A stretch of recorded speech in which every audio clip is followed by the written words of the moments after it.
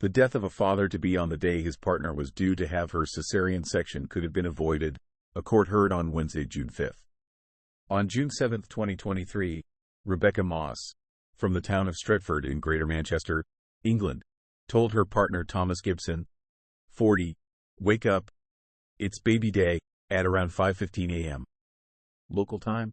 However, a court heard on Tuesday, June 4, that he died after suffering a cardiac arrest while sleeping on the couch, People previously reported. Moss gave birth to their daughter Harper later that day. Gibson had attended Wythenshawe Hospital's Accident and Emergency Department on May 27 with symptoms of a severe stomach bug that he'd had for around 3 weeks at that time. After being assessed by medical staff, he was told to return a week later if his symptoms didn't improve after Dr. Thomas Bowles said an abnormality seen in his electrocardiogram, ECG, scan was likely to be something he described as an intraventricular block, Sky News previously reported. An inquest at Stockport Coroner's Court has now heard that if the medical staff had instead fitted Gibson with a device such as a pacemaker, he may have lived, per Sky News, UK, newspaper The Times, and the BBC. Gibson's death was ruled as sudden cardiac arrest due to myocardial fibrosis, Coroner Christopher Morris said on June 5, per the BBC. This is described as an inflammation of the heart muscle, per the Mayo Clinic, which can lead to stroke or heart attack in severe cases as it weakens the heart so that the rest of the body doesn't get enough blood. Morris said at the end of the 2-day hearing on June 5, "I can't even begin to fathom what that must have been like for her, particularly in the context of what should have been the happiest day for both of them," per Sky News. 11 days previously, Mr.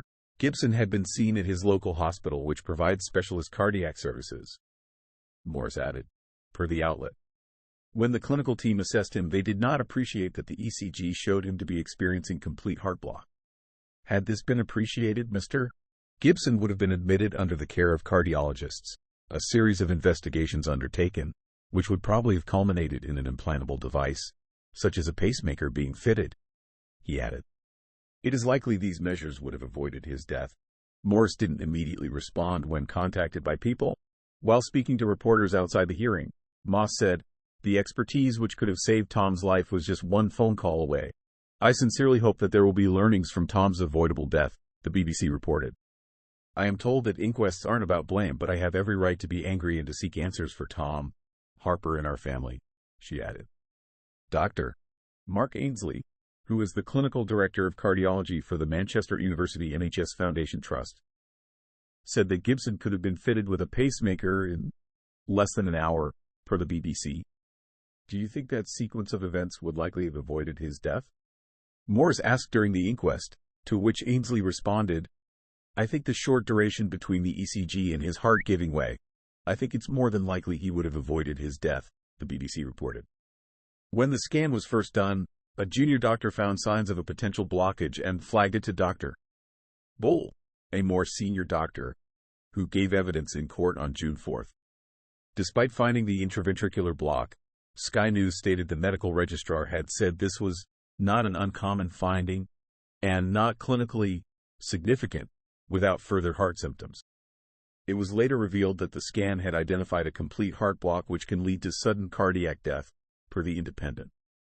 The doctor said during the inquest, "I can see now, in retrospect and in hindsight, there is abnormalities over and above those I could see present," the outlet reported. "We wish again to extend our condolences and sincere sympathies to Mr. Gibson's family at this very difficult time," Toli Onan, Joint Group Chief Medical Officer at Manchester University NHS Foundation Trust, said in a statement obtained by People. The Trust has undertaken a thorough investigation to examine the circumstances following Mr. Gibson's very sad death, and we apologize for where our care has fallen short of the high standards to which we aspire, Onan added. "We are committed to providing the best care possible for our patients, and we will be reviewing the coroner's conclusion carefully to ensure further learning for the Trust is addressed and applied to our constant work to improve our patients' safety, quality of care, and experience," the medical officer concluded.